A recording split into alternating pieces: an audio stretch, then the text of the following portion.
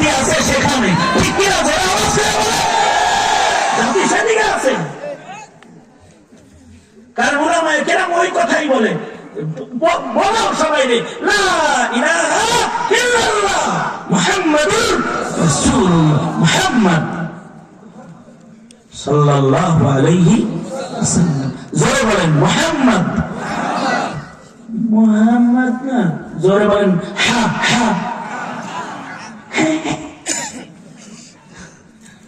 নুরানি মস্ত করে, জোরে বলেন হা হা, জবর হা, হা জবর হা, হা জের হি, হা পেশ হু, হা হি হু।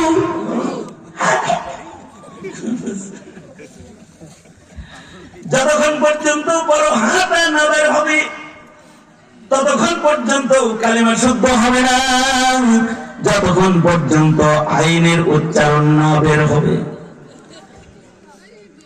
ততক্ষণ পর্যন্ত আউযু বিল্লাহ বিসমিল্লাহ পড়তে পারবে না, যতক্ষণ পর্যন্ত কোরআনে কারীমের প্রত্যেকটা অক্ষরের মাখরাজ ঠিক না হবে ততক্ষণ পর্যন্ত কুল হুয়াল্লাহর সূরাটাও বের হবে না। যদি কালিমা, দরুদ, দোয়া, কালাম কিছু না বের হয় তাহলে মুসলমানের সিওয়ালা মুসলমান হইবা, হাকিকতে ইসলাম থাকবে না। সুতরাং নিজের সন্তানকে তাওহীদ চিনাও, নিজের সন্তানকে রাসূল চিনাও, রাসূলের নাম বলা শিখাও, আল্লাহর নাম বলা শিখাও, তোমার নবীর শান শিখাও, তোমার নবীর শেষ নবী তা শিখাও। যদি শিখাইতে পারো তবে নাস্তিকের গোষ্ঠী আর কাদিয়ানের গোষ্ঠী তোমার দেশের মুসলমানদের ঈমান নিয়ে ছিনিমিনি খেলতে পারবে না।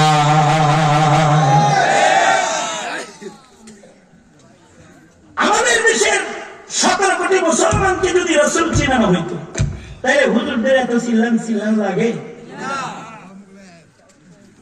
পাবলিক সবাই মিলে বলে দিত যারা এই দেশে রাজনীতি করবি তাদের রাজনৈতিক ইশতেহার হবে কাদিয়ানীকে তোরা অমুসলিম ঘোষণা করবি।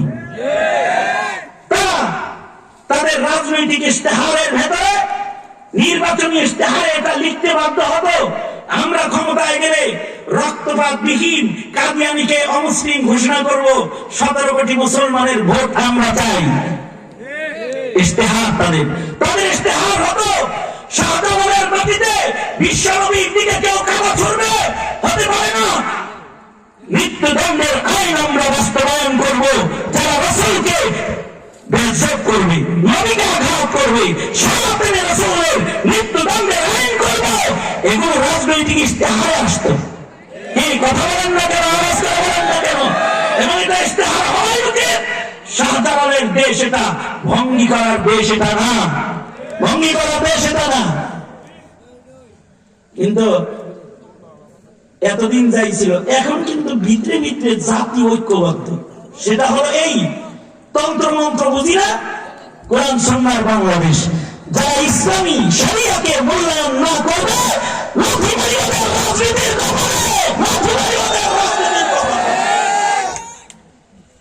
ইসলামের মূল্যবোধকে ফিরে দিতে হবে। এমনি আসবে না, ত্যাগের বিনিময়ে আসবে। নবীরা এই কাম করতো, নবী আর আনবে না। ইন্নামাল উলামা ওয়ারাসাতুল আম্বিয়া। আমরাই তোমাদের বিবেকের দরজা খোলার জন্য কথাগুলো বলতে থাকবে। এটা কোনো রাজনীতি নয়, এটা 17 কোটি মুসলমানের ঈমানের অধিকার, ঈমানের। সুতরাং আলেমদের সাথে আছি ইনশাআল্লাহ। বলেন যদি কাদিয়ানীকে অমুসলিম ঘোষণা করতে ডাক দেওয়া হয়, আওয়াজ করে চিল্লায় বলেন রাজিতে ইনশাআল্লাহ, রাজিতা। যুব সমাজ রাজিতে ইনশাআল্লাহ। নাস্তিক মুরতাদের ফাঁসির দাবিতে যদি রাজপথে দাঁড়াতে হয়, রাজিতে ইনশাআল্লাহ।